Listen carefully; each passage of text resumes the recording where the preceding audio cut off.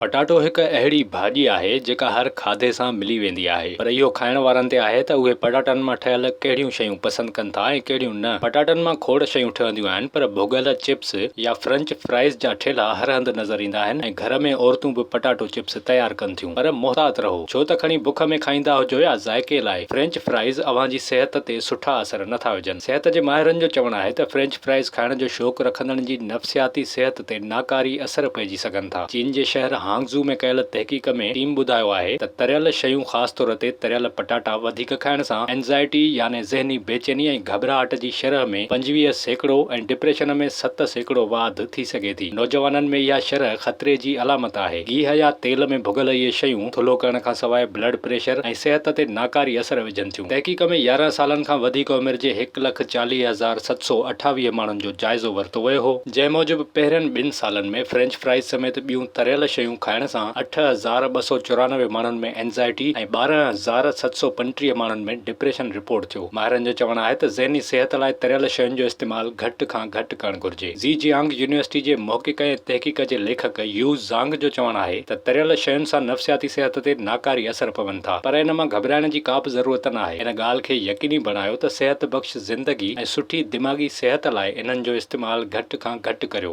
सिहत जे आलमी इदारे जे हिकु अंदाज़े मूजिबि सॼी दुनिया में 5% नौजवान डिप्रेशन जो शिकार आहिनि। रिपोर्ट मूजिबि साल 2020 दौरान सॼी दुनिया में एंज़ाइटी जी शरह में 27% ऐं डिप्रेशन जी शरह में 25% वाधि थी आहे।